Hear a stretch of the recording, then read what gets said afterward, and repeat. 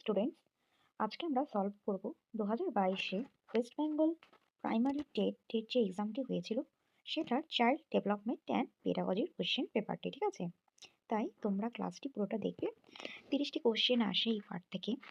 ঠিক আছে, তো এই 30টি কোশ্চেন আজকে আমরা খুব ভালোভাবে সলভ করব এবং এর যে প্রত্যেকটি অপশান আছে, মানে এক একটি কোশ্চেনে যে 4টি করে অপশান আছে, আমরা প্রত্যেকটা অপশানকে আমরা দেখব ভালো করে। তাই একটি কোশ্চেন কিন্তু 4টি কোশ্চেনের সমান, মনে রাখবে। আর তোমাদের যদি এই সেশনটি ভালো লেগে থাকে তবে অবশ্যই তোমরা তোমাদের ফ্রেন্ডদের সাথে শেয়ার করে দেবে এবং আমার এই চ্যানেলটিকে কিন্তু সাবস্ক্রাইব করতেও ভুলবে না। তাহলে চলো শুরু করা যাক। ফার্স্ট কোশ্চেন কি বলেছে, কোনো কাজ কিভাবে করা হয় এই প্রক্রিয়াকে স্মরণ করার জন্য যে ধরনের স্মৃতিকে ব্যবহার করা হয় তা হলো, ইংরেজিতে কি বলেছে, the memory responsible for remembering how to do things is called. মানে ধরো তোমাকে একটা কোনো কাজ করতে দেওয়া হলো, সেই কোনো কাজকে কিভাবে করা হয় সেটাকে আমরা কি পদ্ধতিগত স্মৃতি বা প্রসিডিউরাল মেমোরি দ্বারা, নাকি শব্দার্থিক স্মৃতি বা সেমান্টিক মেমোরি। দেখো এই শব্দার্থিক স্মৃতি কি বলতো, সেমান্টিক অর্থাৎ যেটা আমরা অঙ্গভঙ্গি দিয়ে ভাবাকৃতি দিয়ে প্রকাশ করি, মানে মুখে আমরা শব্দ আনবো না কিন্তু মুখে এমন একটা হাবভাব প্রকাশ করব যেটাকে বলা হয় সেমান্টিক। ঠিক আছে, আরেকটা থার্ড অপশন কি এপিসোডিক। এপিসোড মানে কি, এই ধরো একটার পর একটা একটা একটা মানে এপিসোড, একটা পর্ব যাবে তারপর আরেকটা স্টার্ট হবে এই টাইপের। আর আত্মজীবনীমূলক তো তোমরা জানো, অটোবায়োগ্রাফিক্যাল স্মৃতি। ঠিক আছে, তো কোনো কিছু করা আমরা অবশ্যই সেটা কিসের মধ্যে করবে, পদ্ধতিগত বা প্রসিডিউরাল মেমোরিতে করবে কিন্তু, কারণ তোমরা দেখতেই পাচ্ছ বাকি যে 4টি অপশন আছে একটু মানে একদম মানে সঠিক সংগত নয়। সো একের আনসার এ, রাইট। তো তোমরা কিন্তু আমার সাথে এটা নোট ডাউন করে নাও। তো এবার আসছি 2 নাম্বার কোশ্চেনে। কি বলেছে, গার্ডেনারের বহুমুখী বুদ্ধির মত অনুসারে অন্যদের মেজাজ বা মোড আর কি প্রেষণা ও আকাঙ্ক্ষা শনাক্ত করা ও সেগুলোর প্রতি যথাযথ প্রতিক্রিয়া জানানোর ক্ষমতাকে বলা হয় বা কি বলে। আচ্ছা, ইংরেজিতে দেখি কোশ্চেনটা। According to গার্ডেনার্স theory of multiple intelligence, the capacity of detect and respond appropriately to the moods, motivations and desires of others refers to। দেখো এখানে কোশ্চেনে কি বলেছে, যে অন্যদের কথা বলা হয়েছে কিন্তু আদার্স। ঠিক আছে, সেজন্য এটা কি হবে, ইন্টারপার্সোনাল বা আন্তঃব্যক্তিক বুদ্ধি।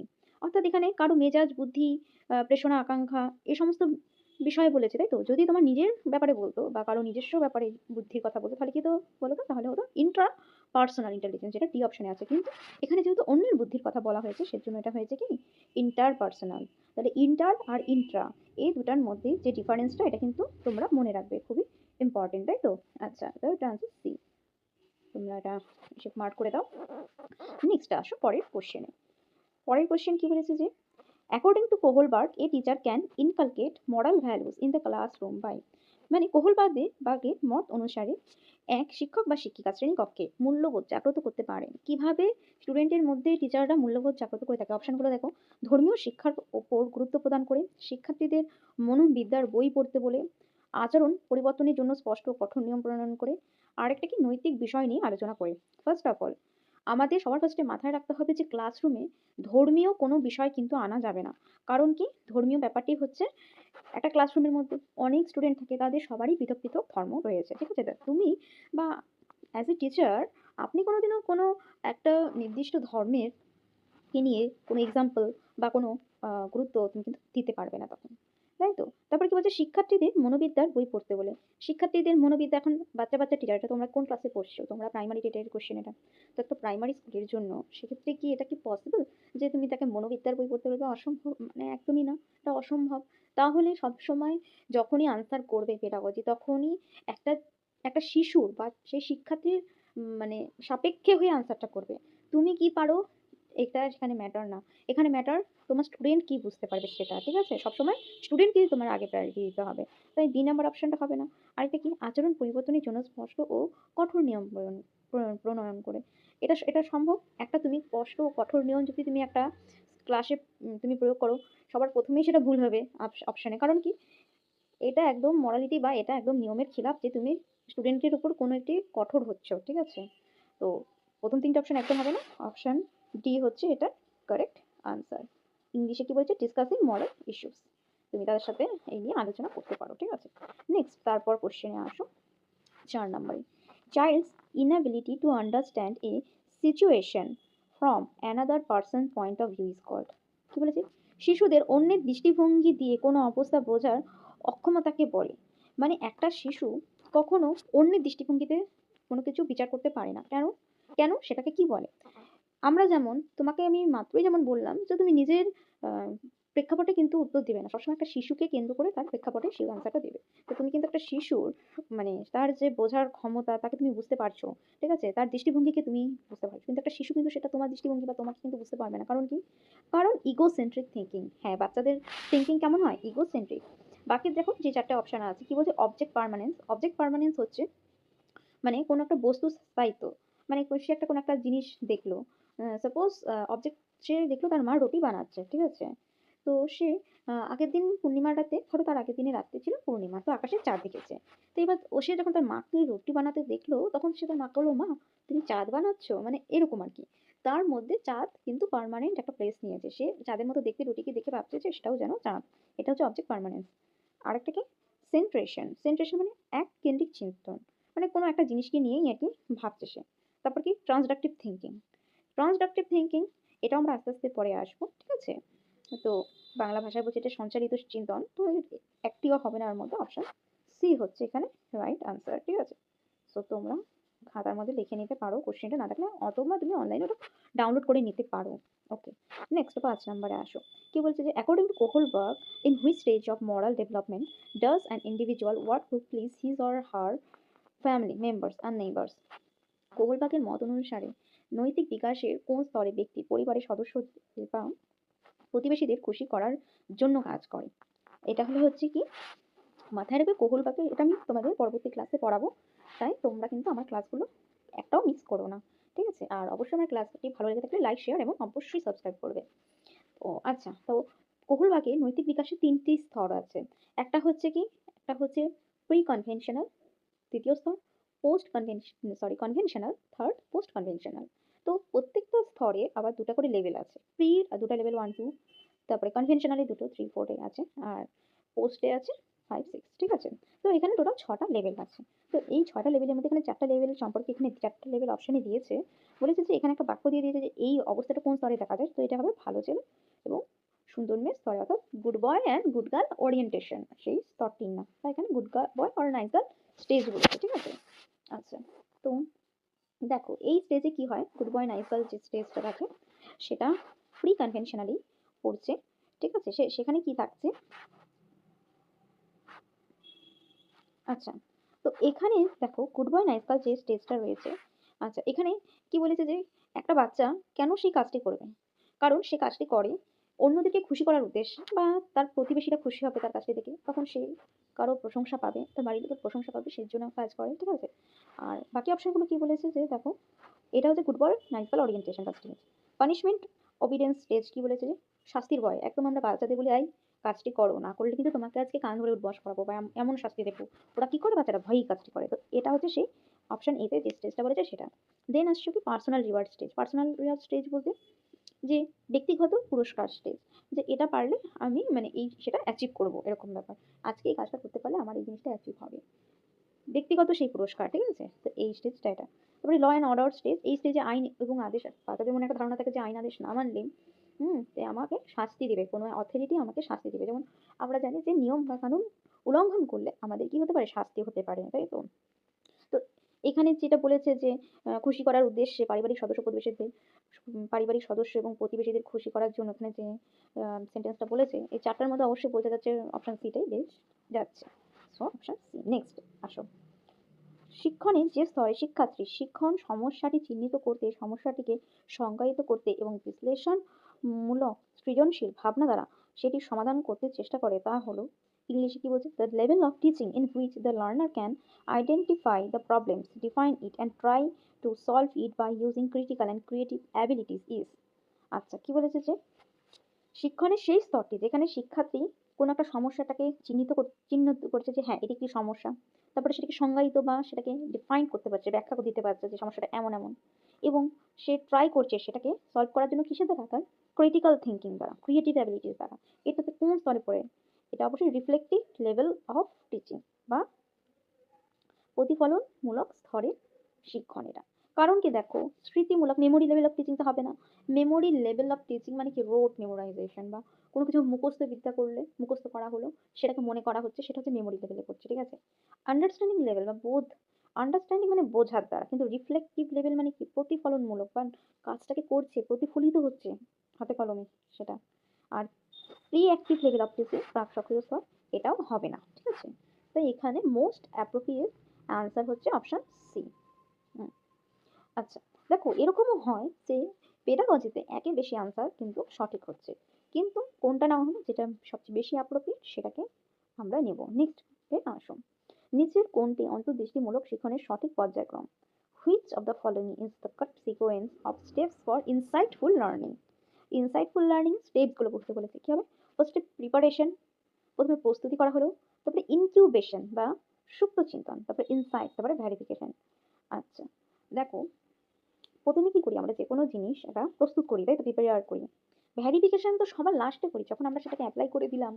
হ্যাঁ, তারপরে লাস্টে আমরা এটাকে অ্যাপ্লাই করার পরে ভেরিফাই করি যে এটাকে অ্যাপ্লাই করে আমার কি ঠিক হয়েছে, ভুল হয়েছে, ভুল হলে কোথায় ঠিক করতে হবে, সেটা হচ্ছে ভেরিফিকেশন, লাস্ট স্টেপে পড়ছে। আচ্ছা, তাহলে বোঝাই যাচ্ছে। তাহলে এরপর আসো, তারপর সেকেন্ড, ফার্স্ট প্রিপারেশন গেল, ঠিক আছে? তাহলে তারপর কি হবে, ইনকিউবেশন হবে, মানে সুপ্ত চিন্তন। মানে প্রস্তুত করলে তো তারপর ওটাকে নিয়ে তোমাকে একটা চিন্তন আনতে হবে, একটা চিন্তা করতে হবে যেটা এভাবে এভাবে করবো। তারপরে ইনসাইট, সেটাকে অন্তর্দৃষ্টি বলে, তারপরে ভেরিফিকেশন, যাচাই করা, ঠিক আছে? আচ্ছা, তাহলে অপশন এই এখানে হচ্ছে কি কারেক্ট।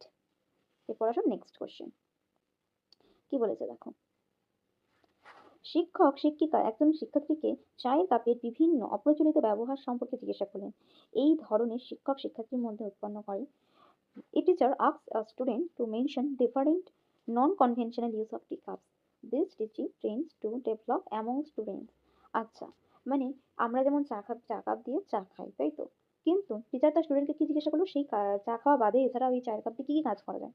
তখন কিন্তু কোশ্চেনটা শোনার পর শিক্ষার্থী ভাববে যে হ্যাঁ, কি বললো স্যার বা ম্যাম? তো এই যে থিঙ্কিংটা হচ্ছে, ঠিক আছে, এটাকে কি বলা হয় জানো? এটাকে হচ্ছে ক্রিয়েটিভিটি। সে কিন্তু ভেবে সৃজনশীলতা বলে, ভেবেচিন্তে কিন্তু সে আনসার বের করছে, তাই তো? দেখো বাকি অপশনগুলো কি বলেছে, যে কনভার্জেন্ট থিঙ্কিং বা অভিসারী চিন্তন। অভিসারী চিন্তন বা কনভার্জেন্ট থিঙ্কিং আসলে বুঝবে সেটা কি, কেন্দ্রীভূত করছে, অর্থাৎ তাকে তার মানে দায়রার বাইরে ভাবতে দিচ্ছে না, সেটাকে কি বলে, কনভার্জেন্ট, মানে দায়রার ভেতরে নিয়ে আসা, কনভার্জেন্ট করা বলে না?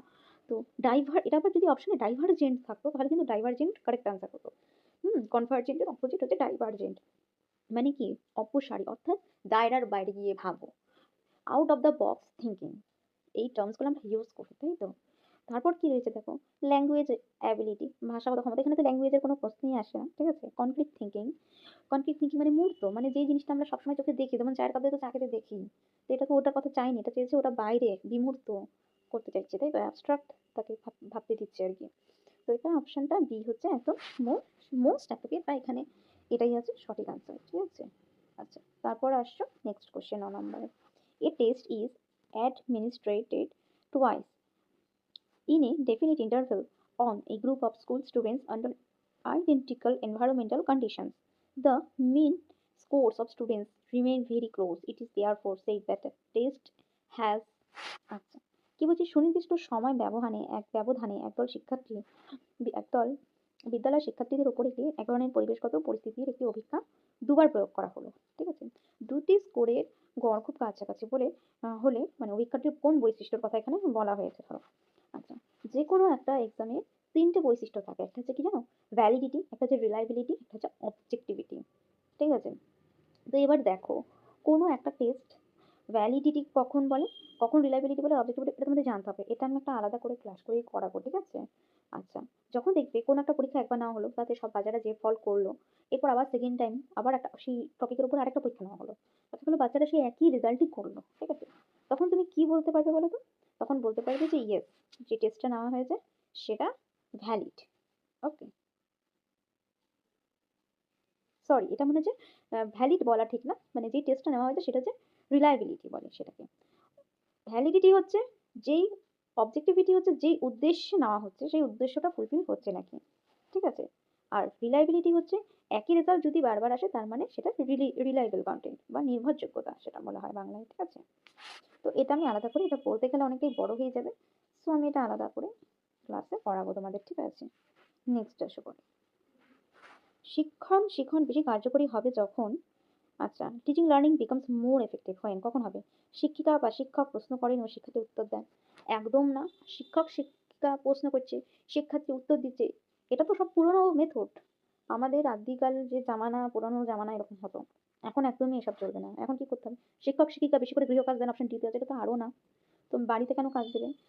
হ্যান্স স্টুডেন্টকে সেই মুহূর্তে তোমাকে প্রেজেন্ট অফ মাইন্ডে কাজ করাতে হবে। কি বলেছে দেখো? বি নাম্বার অপশন কি বলেছে? শিক্ষিকা ব্ল্যাক বোর্ডে লেখেন ও শিক্ষার্থীরা সেটি লিখে নেন। একদম না। এগুলো সব তো মানে একটা কি বলবো? এটা একদম পুরনো মেথড এগুলো। শিক্ষিকা শিক্ষার্থীকে প্রশ্ন করতে উৎসাহিত করেন এবং তাদের উত্তর দিতে সাহায্য করেন। Teacher encourage students to ask question, মানে স্টুডেন্টকে এনকারেজ করা যে তোমরা আমাকে কোশ্চেন করো, তাই তো? And help them to answer, এবং তোমাদেরকে আমি সেই সাহায্য করছি সেই আনসারটা দেওয়ার জন্য। এটা হচ্ছে একদম বেস্ট নিয়ম। তোমাকে ৪টা অপশন থেকে সবসময় ভাবতে হবে যে এখানে কোনটা বেস্ট রয়েছে। যেটা বেস্ট রয়েছে সেটাই হচ্ছে আনসার, ঠিক আছে? আর যখন নয়, কোনটি নয়, হুইচ ইজ নট, এরকম কোশ্চেন দিয়ে দিবে, ৪টা অপশন দিবে, তখন সেখানে তোমাকে ওয়ার্স্ট কোনটা সেটা খুঁজতে হবে কিন্তু। হুম, যাই হোক, অপশন সি এখানে ভালো অপশন। নেক্সট আসো ১১ নম্বরে। শিক্ষণ প্রক্রিয়ায় শিক্ষক শিক্ষণ প্রক্রিয়ায় শিক্ষক যখন ধারণা গঠনের ক্ষেত্রে শিক্ষার্থীর অনির্দিষ্ট ও সাধারণ অভিজ্ঞতা অন্বেষণ করতে চাইবেন, তখন নিচের কোন পর্যায়ক্রমটি সর্বাধিক গ্রহণযোগ্য হবে? While teacher explores learners' indirect and general experience in concept formation in learning teaching process, then which one of the following will be most acceptable? আচ্ছা, কি বলেছে কোশ্চেনটার মানেটা?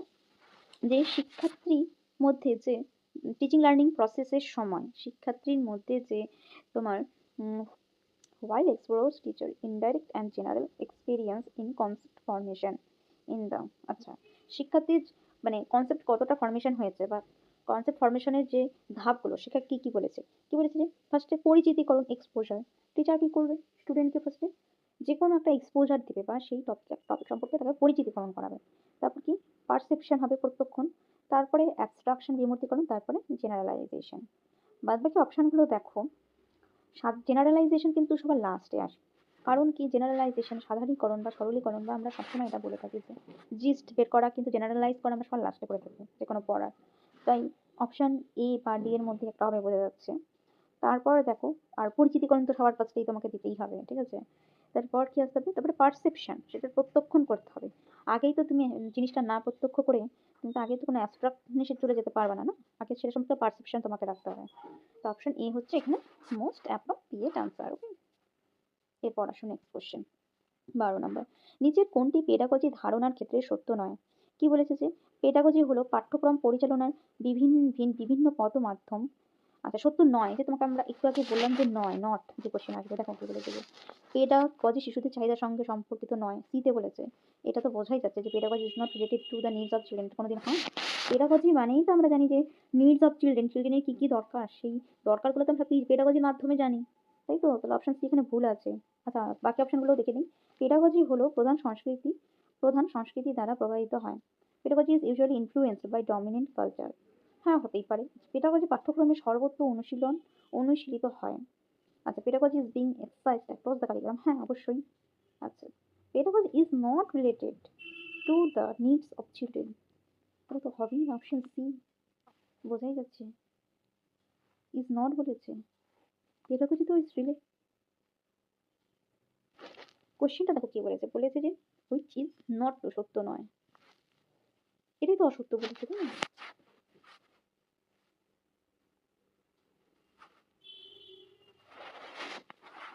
কারণ বাকি যে অপশনগুলো আছে সবগুলোই মোটামুটি সত্যতেই যাচ্ছে। নেক্সট, নিচের কোনটি প্রাথমিক স্তরের শিক্ষণের জন্য অপরিহার্য নীতি নয়? Which of the following is not an essential principle of teaching at primary level? কি বলছে? যে principal of providing attention for individual differences, ব্যক্তি স্বাতন্ত্র্যকে মূল্য দেওয়ার নীতি। অর্থাৎ ইন্ডিভিজুয়াল ডিফারেন্সেস মিন্স, আমরা জানি প্রত্যেকটা ছাত্র একে অপরের থেকে আলাদা, তাই তো? প্রত্যেকটা ব্যক্তি কিন্তু আমরাও অ্যাজ এ হিউম্যান বিং একে অপরের থেকে কিন্তু অনেকটাই আলাদা, তাই তো? তাই প্রত্যেকটা স্টুডেন্ট যে ইন্ডিভিজুয়াল মানে তাদের ব্যক্তিগত যে স্বাতন্ত্রতা আছে তাকে কি করা ইম্পর্টেন্ট দেওয়া, অ্যাটেনশন দেওয়া উচিত। তারপর কি বলেছে? যে সরল থেকে জটিলতার দিকে, হ্যাঁ অবশ্যই আমরা এর আগের দিন পড়েছিলাম প্রিন্সিপালগুলোতে, আরোহী অবরোহী পড়েছিলাম ম্যাথ পেডাগজি ক্লাসে, যে সবসময় সিম্পল থেকে কমপ্লেক্সে যাওয়া উচিত। তারপরে কি বলছে, principal of proceeding from general two specific, বিশেষ থেকে সাধারণ থেকে বিশেষের দিকে যাওয়া উচিত, একদম ঠিক। লাস্টে এটা কি বলছে, শিক্ষার্থীদের যথেষ্ট পরিমাণ তথ্য প্রদানের নীতি, একদম ভুল, এটা একদম মানে ভুল আর কি। সবসময় আমি বলছি তোমাদের যে সবসময় একটা স্টুডেন্টের হয়ে ভাব, তুমি কি পারো এখানে সেটা ইম্পর্টেন্ট একদমই না, ঠিক আছে। একটা স্টুডেন্টের কতটা ক্ষমতা, সে কতটা নিতে পারবে। আর স্পেশালি মানে পেডাগজির এখানে তো মানে রোড মেমোরাইজেশন বা পড়া মুখস্থ বিদ্যা করা একদম উচিত না। তথ্য তুমি নোটস দিচ্ছ, ইনফরমেশন দিচ্ছ, গাদা গাদা তথ্য দিচ্ছ, ওটা তো আরো ভুল, ওটাও উচিত না, ঠিক আছে। তাই এটা অপশন ঠিক। নেক্সট 14 নাম্বার আসো। পিঁয়াজের মত অনুসারে শিশুরা যখন শেখে যে জলকে বরফে পরিণত করা হয়, আবার সেই বরফ থেকেই কিন্তু জলে পরিণত করা যায়, এই ধরনের চিন্তনকে কি বলে? অবশ্যই রিভার্সিবিলিটি বা রিভার্সিবল থিঙ্কিং। জল থেকে বরফে যাচ্ছে, বরফ থেকে জল যাচ্ছে, ঠিক আছে। According to Piaget's view, the child learns that water can frozen and then thaw to become liquid again. It is an example of option C. আমরা বাকি অপশনগুলো দেখি, ঠিক আছে। কি বলেছে দেখো, ক্লাসিফিকেশন অ্যাবিলিটি কি বলে বলতো, ক্লাসিফাই করা। তুমি একটা বাচ্চাকে অনেকগুলো বল, ত্রিভুজ, আয়তাকার, বর্গাকার স্যাম্পল দিলে, তাকে বললাম যে তুমি ত্রিভুজ আলাদা করো, চৌকাকৃতি আলাদা করো, গোল জিনিসগুলো আলাদা করো, সে সেগুলো ভাগ করে ফেললো। তাদেরকে তাদের মানে গোলগুলোকে একসাথে রাখলো, ত্রিভুজগুলোকে একসাথে রাখলো, আয়তক্ষেত্রকে একসাথে রাখলো, বর্গক্ষেত্রকে একসাথে রাখলো। এটা ক্লাসিফিকেশন করতে পারা, ঠিক আছে। সিরিয়েশন মানে কি, বড় থেকে ছোট সাজানো বা পর্যায়ক্রমে সাজানো, ঠিক আছে। ছোট থেকে বড়, বড় থেকে ছোট সাজাও করতাম না আমরা সেটা। হাইপোথেটিকো ডিডাকটিভ থিঙ্কিং মানে কি, মানে হাইপোথেটিকো ডিডাকটিভ মানে অ্যাবস্ট্রাক্ট জিনিস সম্পর্কে ভাবা, অঙ্ক করতে পারা হাইপোথেটিকো ডিডাকটিভের মধ্যে পারবে, ঠিক আছে। এই জিনিসগুলো। এরপর আসুন নেক্সট 15 নম্বরে, নিম্নের কোন নীতিটি শিশু বিকাশের সাথে প্রাসঙ্গিক নয়? শিশু বিকাশের সাথে প্রাসঙ্গিক নয় কোন নীতিটি? Which of the following principal is not relevant two child development? অবশ্যই রিভার্সিবিলিটি। ডেভেলপমেন্ট কখনো রিভার্সেবল হয়? তুমি ছোট থেকে বড় হচ্ছ, তোমার প্রতিদিন ডেভেলপমেন্ট বা বিকাশ হচ্ছে তোমার মধ্যে। তুমি আজকে একটা জিনিস, তুমি বড় হয়েছো, তুমি কি এখন আবার ছোট বয়সে বয়সে ফিরে যেতে পারবে? কোনোদিনও পারবে না। তাহলে এটা কি রিভার্সিবিলিটি? এটা হয় না। এছাড়াও সিকোয়েন্সিয়ালিটি বা অনুক্রমতা হয়, যে ডেভেলপমেন্ট একটা নির্দিষ্ট সিকোয়েন্স ফলো করে। প্রথমে আমাদের জানি আমাদের বডি মেরুদণ্ড ডেভেলপ হয়, তারপর আস্তে আস্তে হাত পা ডেভেলপ হয়, তাই তো। সিকোয়েন্স থাকে। তোমার ক্ষেত্রে আগে হাত, আমার ক্ষেত্রে আগে মেরুদণ্ড, আরেকজনের ক্ষেত্রে আগে পা, এরকম নয় কিন্তু। একটা নির্দিষ্ট সিকোয়েন্স ফলো করে। কন্টিনিউটি, এটা ধারাবাহিক প্রসেস, কন্টিনিউয়াস চলতেই থাকে জন্ম থেকে মৃত্যু অবধি। আমরা জানি সাধারণ থেকে নির্দিষ্টতার দিকে, জেনারেল থেকে স্পেসিফিক, এগুলো আমি আগের ক্লাসে পড়িয়ে এসেছি। জেনারেল মানে কি, প্রথমে তোমার ধরো হাত, প্রথমে হাতের, তুমি ছোট বাচ্চাটা কি একটা কিছু গপ করে জড়িয়ে ধরতে পারে হাত দিয়ে, কিন্তু আঙুলকে ব্যবহার করে সে কোনো কিছু করতে পারে? একটা আঙুল দিয়ে সে একটা পেন তুলতে পারে আঙুলগুলো দিয়ে, বা আঙুল দিয়ে সে ব্যাগ তুলতে পারে না। তারা কিন্তু দেখবে হাতটাকে ইউজ করে, ঠিক আছে। তো জেনারেল জিনিসটাকে ডেভেলপ হয়, আস্তে আস্তে স্পেসিফিক জিনিসটা আসে। তো এটা হচ্ছে, ঠিক আছে, 15 নম্বর অবধি কমপ্লিট। তো আজকের ক্লাসটা তাহলে এতটুকুই থাক। এর পরের দিন আমরা আবার 16 থেকে 30 অবধি পড়বো, ঠিক আছে।